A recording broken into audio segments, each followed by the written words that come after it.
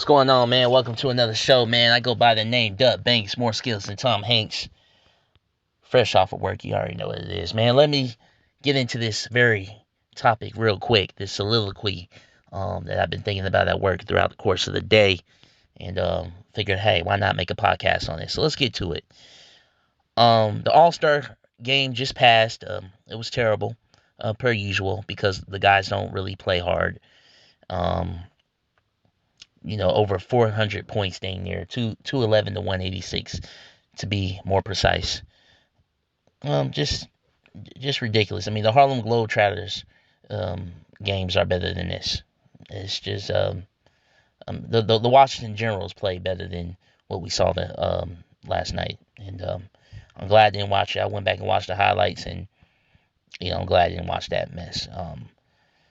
I heard, All-Star break overall was kind of, mundane, other than the 3-point competition between Steph and Sabrina, because, Steph is the face of the league, which is a part of what I want to touch on.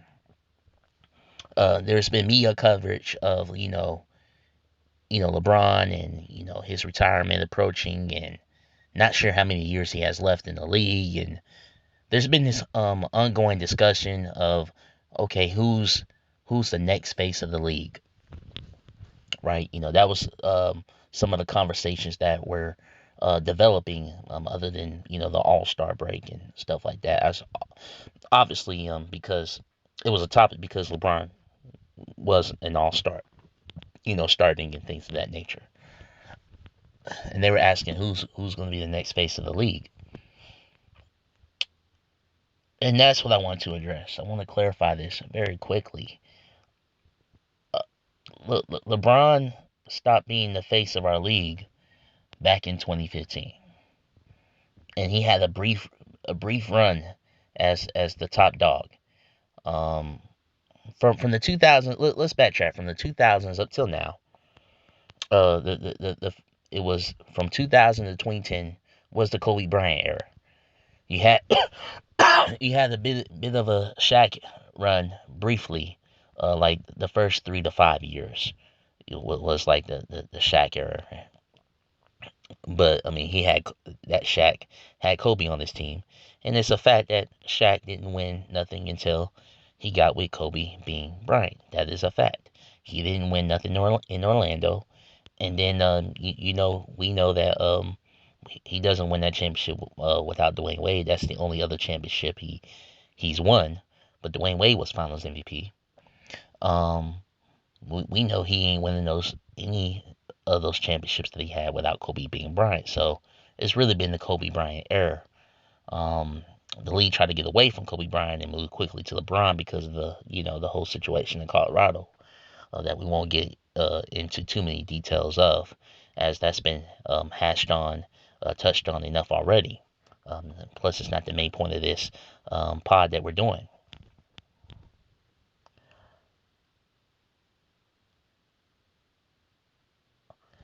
They've been pondering, okay, who's the next face of the league? The truth is, you already have your face of the league. The truth is, LeBron has only been your face for 3 to 5 years. Every other year you call him the face was pretty much politics. And in that 3 to 5 year span, he only won 2 NBA championships and lost 3 times. He went 2-3. Let me say that again. He went 2-3 in that span.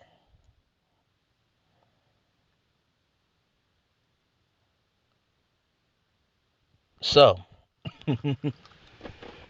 that third loss obviously coming to Wardell, Stephen Curry. Now a lot of people will say, well, what about 2016 against the injured Steph Curry, Iguodala, and Andrew Bogut was out. And you still need the Draymond Green suspension to win that series. Are we gonna really count that? And then there's the argument, well, the Warriors win and cried to get KD. You do realize LeBron was trying to get Kevin Durant on his team, right? Twice, actually. Cleveland, and then when he went to LA, he was trying to get Kevin Durant on his team. These are all facts. In fact, he seems like he tries to get everyone on his team. But again, that's a whole nother conversation. Bottom line is this. You can't have I can't consider someone the face of the league when they've been beat by another superstar 3 times, when they've lost to an aging superstar, when he's gotten swept in all 3 decades. He's gotten swept in multiple decades. I I mean 2000s he was swept. 2010s he was swept. 2020s he was swept. I mean, what more do you need? So I can't call him the face of our league. To be the face of our league, you got to be dominating. In the past decade, it has all been Stephen Curry. Steph has dominated this league over the past decade. He is the face of your league. If LeBron were to retire right now, I mean, it doesn't matter. LeBron doesn't have to retire. To me, he stopped being the face of the league back in 2015. So, the face of our league has been Wardell Stephen Curry, and will continue to be the face of our league. He shines in everything he does. So this whole argument, when LeBron retires, who's going to be the next face? Who's going to be the next big guy? To overlook another guy with 4 championships and he got him legit 3 of those 4 was over LeBron James is outright disrespectful. It's kind of like when they had the GOAT argument or whatever, and they overlook Kobe being Bryant. It's crazy to me. It's crazy to me when he's easily within the last 25 years been the best player to ever step on the floor.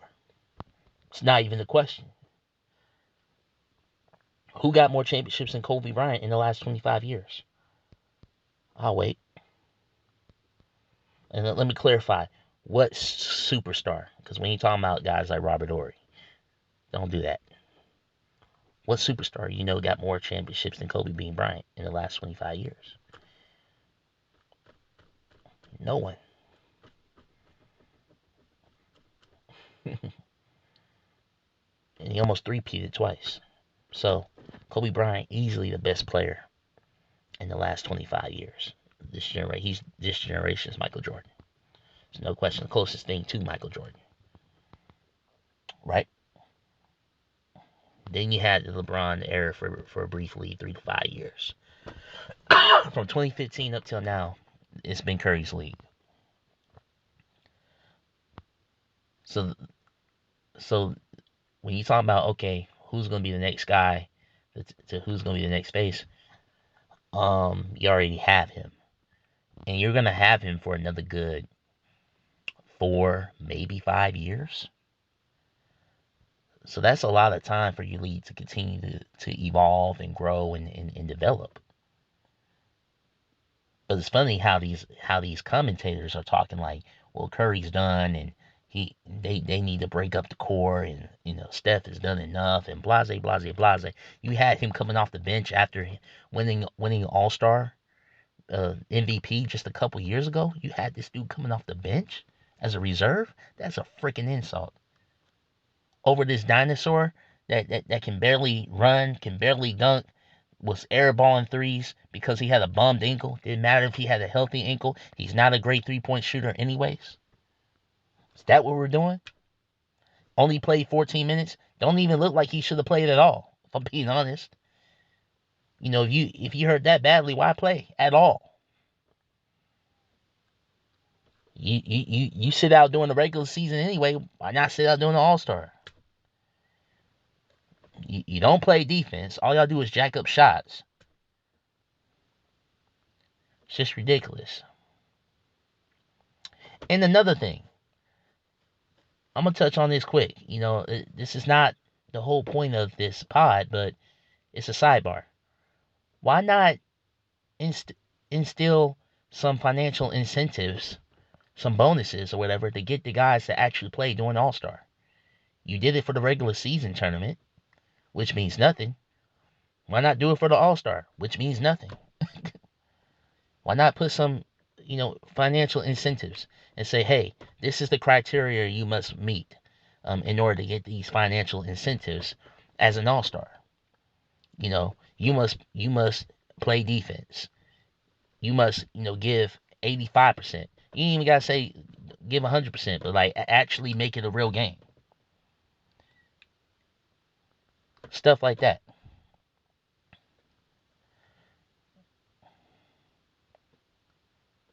And then have like a rubric system. You know what I'm saying? Like you must meet this criteria with the plus minus whatever whatever whatever.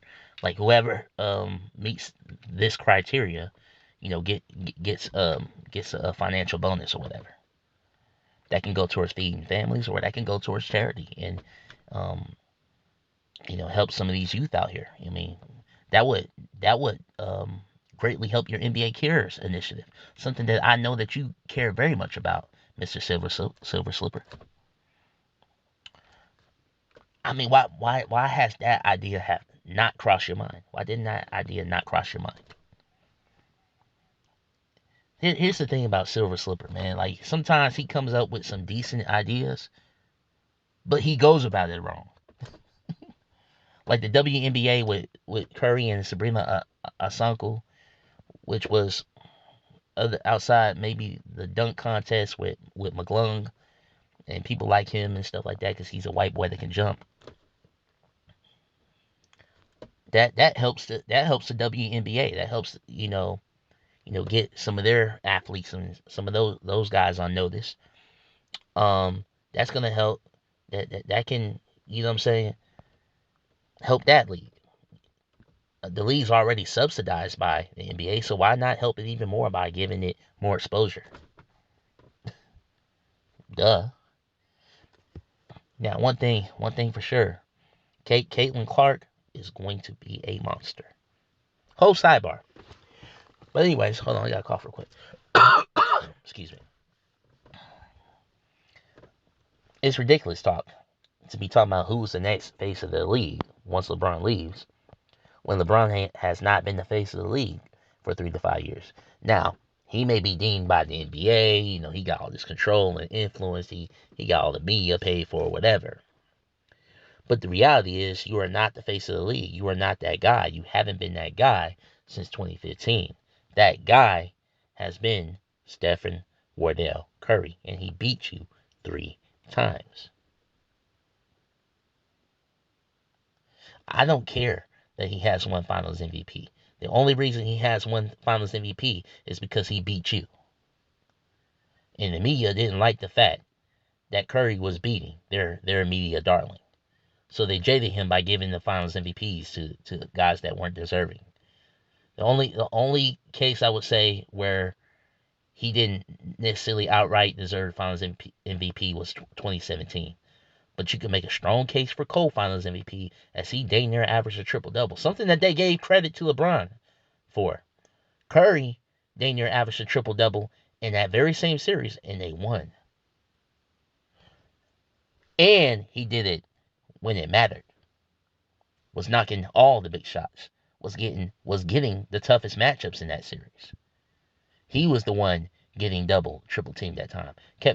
Kevin Durant was getting all the favorable matchups and wide open dunks because they were worried about Steph Curry on the floor.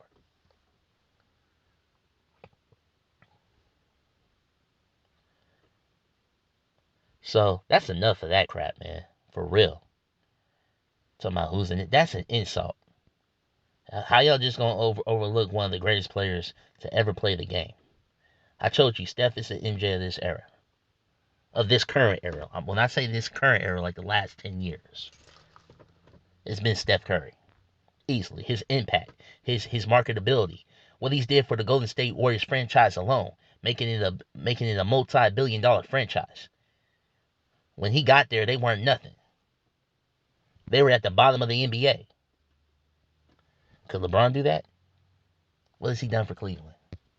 Now when he's been at Cleveland, he's generated some money and stuff like that, and made Cleveland respectable. But when he left it, the Warriors are going to be fine without Steph Curry. He's literally elevated that franchise from from an economic financial standpoint. When Curry retires and leaves and stuff like that, they're still gonna be good because now that they're in a much better market. They're in a much bigger market. They're in San Francisco. They're gonna be able to get talent, and it seems like they already got someone that's gonna that they kind of want to build around in Jonathan Kuminga, who's perfect. He's 6'9", a power forward type of player. So they already seem to have someone that they're willing to build around. I'd like to, you know, he needs to get around some former players and develop certain aspects of his skill because he's still very raw. But dude's upside is through the roof as long as he can stay healthy.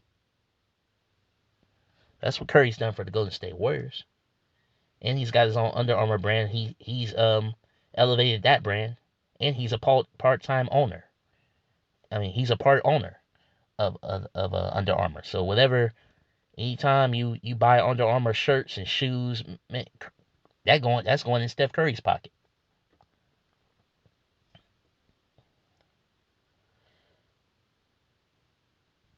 And I believe he has part ownership of the Panthers as well.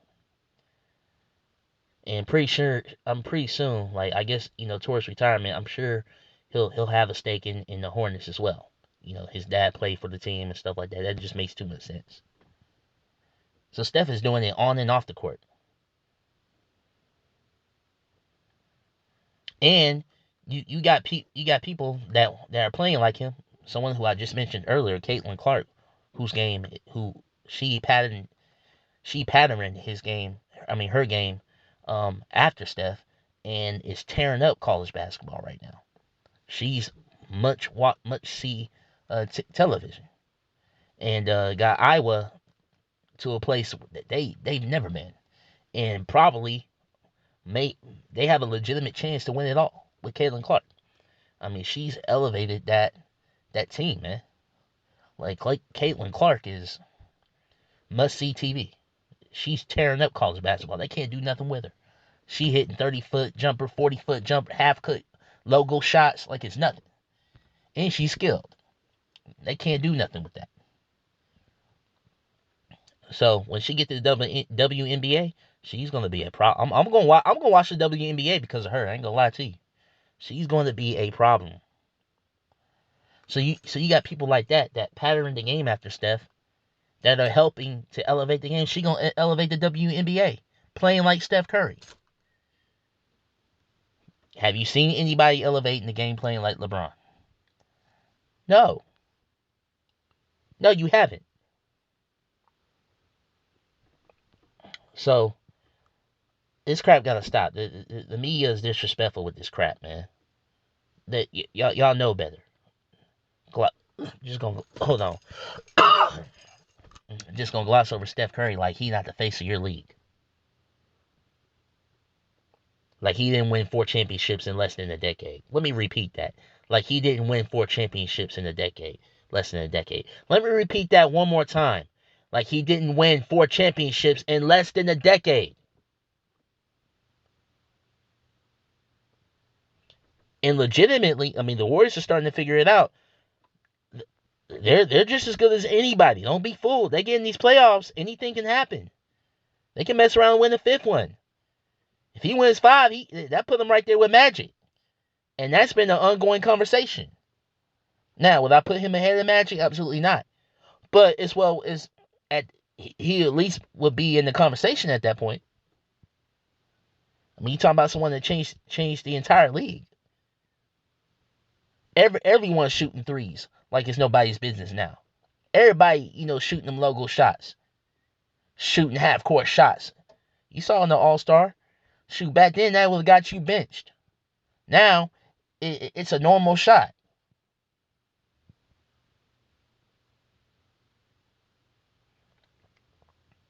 So I'm just saying, man, the face of the league been Steph Curry. He gonna be in the league for the next 3 to 4 years. Your league is gonna be fine. In fact, your league would be better if LeBron would retire right now. Your league is in good hands. Stop acting like the league's in terrible shape without LeBron. Who do you have? You got Kevin Durant still playing. You got Devin Booker still playing. Obviously, Sir Wardell the Great still playing. The Aaron Fox with the Kings still playing. Kawhi Leonard, Paul George, um, Russell Westbrook, John Morant when he gets healthy again, Zion Williamson when he can stop messing around with these porn stars and keep his head straight. He's a pretty good basketball player. Oh yeah, and put down them Krispy Kreme donuts. Joel Embiid, Giannis, Luka Doncic, Kyrie Irving. I mean, what do you mean? What do you mean? Who's next? What do you mean? Who's next? A lot of those guys are going to be playing for the next 4 to 5 years. Then once they leave, then guess what? Zion's going to be in his prime. John Morant's going to be in his prime. Luka Doncic is going to be in his prime. He's only what, 22? 20 what 20 no, what 24 or something like that? Luka Doncic is going to be in his prime. Giannis is going to be in his prime.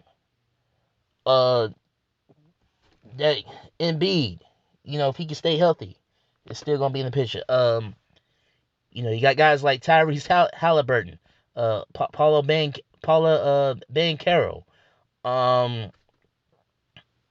Who else?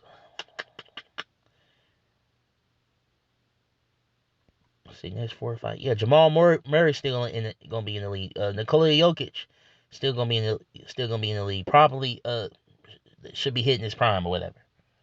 He might be a little bit outside prime, but he's still gonna be one of the top centers in the league.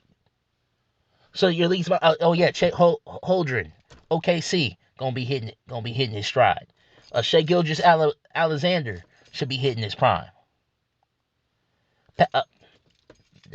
Pascal Siakam, I know he's with the Indiana Pacers. I don't know. Scotty Barnes, yeah, there we go. Scotty Barnes ought to be hitting his stride. So the league is good. It ain't no telling how good the Detroit Pistons are gonna. They got a lot of young talent. Ain't no telling how Detroit gonna be looking. They're probably gonna win a championship or two at some point. Detroit always get one or two every now and then. So what are we saying? Like the league is in good hands, bro. Already. And that's not including some of the crop of the player, college basketball, who's gonna come out of college that you don't expect. There's always an underdog or two that's gonna come in and shake things up and be like, man, I didn't know he was gonna be that good. You got a lot of those stories in the league. Steph Curry's one of them. Donovan Mitchell is another one. James Harden is another one. Kawhi Leonard is another one.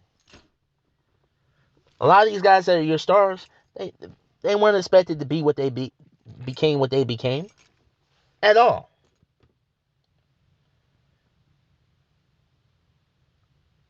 So the league is fine if LeBron retires today. Y'all need to stop acting like LeBron is holding our league up when he hasn't been doing nothing. Barely making the playoffs. Ratings are higher when he's not in the daggum playoffs. Ratings are higher. Stop acting like he's carrying our league. If anything, he's holding the league back. You got all this young talent that y'all don't showcase. And then you wonder why, we don't know who's going to be next. Well, if you showcase the other talent, we probably have a better idea, wouldn't we?